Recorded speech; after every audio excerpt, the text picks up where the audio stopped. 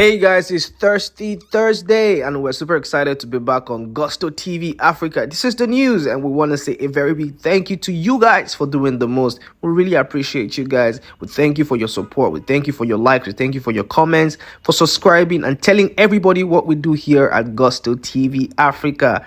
The news is buzzing this morning, and that's why you can hear from the sound of my voice that I'm super excited because everything Afrobeat, everything music, everything about your favorite artists, we're going to cover today. And today is going to be such an interesting day because there is good gist for you.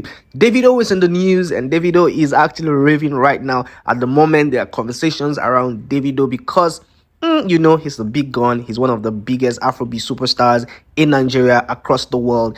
And for what it's worth, we actually know that every time we have a conversation about Davido, it's either the good, bad, or the ugly. But today we're focusing on the good stuff, the not so good stuff, and maybe the most exciting stuff about Davido. Let's get straight into it. So Davido took to his Instagram story to post a picture of him in his private jet on his way to France.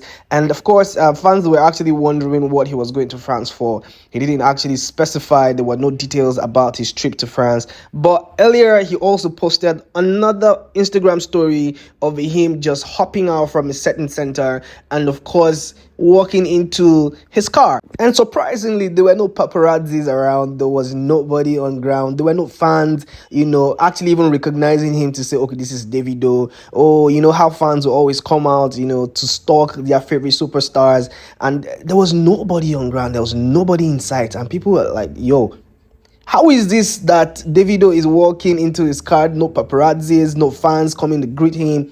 Does it mean that Davido is not recognized? And then, of course, 30BG fans are saying, listen, it doesn't have to be that. But the FC guys and also, the other fans are actually saying, listen, guy, Davido is not recognized. Nobody know your papa. See the way he just come down and there's nobody even saying hello, nobody actually trying to take pictures of him and stuff like that.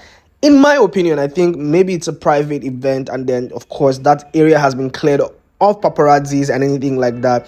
But for Davido to go to his Instagram page to post that, it means, I don't know what it actually connotes, but a lot of people are saying, guy, you were such a solo run because nobody really know you. Fans would definitely come out to greet you, but that was not the case for Davido.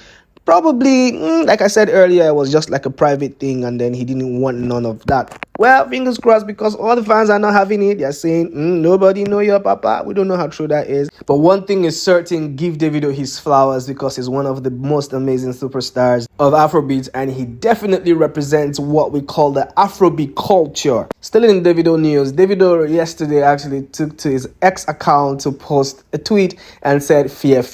And our fans are suggesting all over the world that is a subtle shade to Odogo ODG. You remember Odogo actually posted something on the story which he later took down, to say this is how a wedding is supposed to be done, referencing Yemoli's wedding over the weekend. And we know that the only person who was a big superstar who got married is Davido, and people were saying that was a shade to Davido, and Davido took to his X account to actually post fear, and people are linking that to ODG, and a lot of people are actually very surprised to see that Davido can be petty.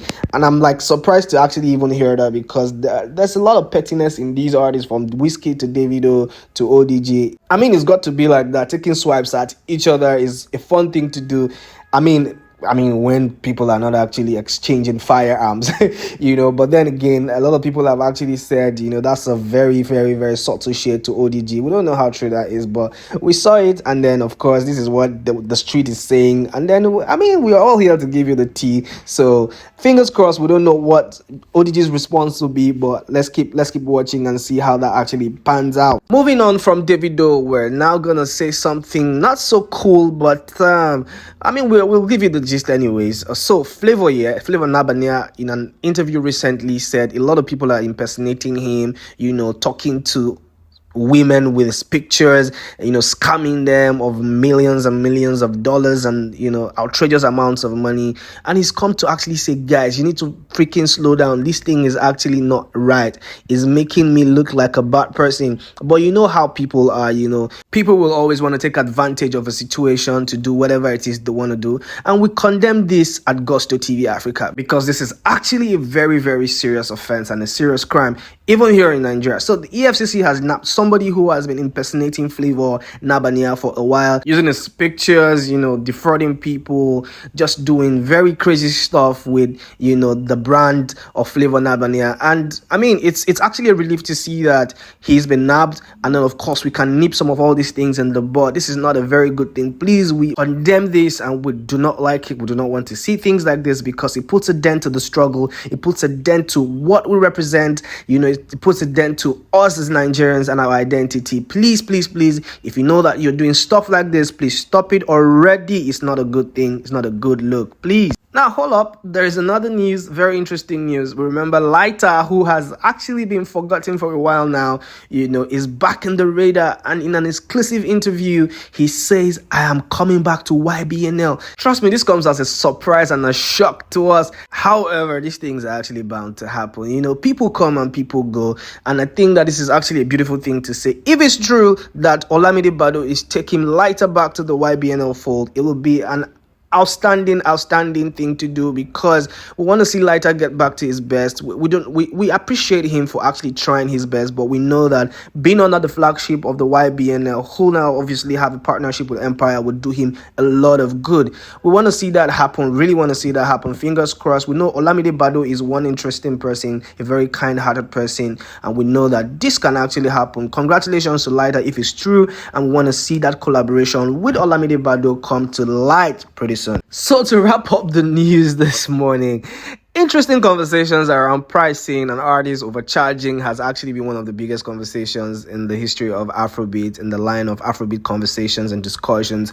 And people have actually said the way these artists that they charge is they not even they understand say money no today like that. But Shallipopi does not think like that. Shallipopi thinks, listen, if you have actually crossed borders and your music has traveled so far, it is okay to charge however it is you want to charge. How those big American guys are charging, you can charge like that. But if you know that your music never really tap like that, it's not like buzzing like that, it's wise for you to just keep it low. But trust me, I personally think that artists have the right to charge however it is they want to charge, because it's their art, it's their artistry. They know the number of work they have been able to put into making that art, and of course it is their intellectual property. But Shallipopi also echoes my thought, and I think that it's a beautiful thing to see that we're having conversations around pricing and of course charging for shows, for events, for things of that nature.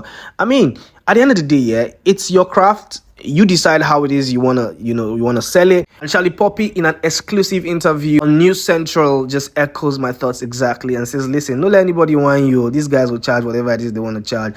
But there are metrics to measure this. Your music has to actually have traveled farther than Nigeria, all over the world, and then you can actually just charge how you think you're worth, or what you think you're worth. And this is where we wrap up the news this morning. But sit tight, because later in the day we're bringing you exclusive gist. There's one gist that you must listen to, guys. Fingers crossed, because that's one of the biggest information coming out of the history of Afrobeat right now. We'll catch you on the next one and see you soon.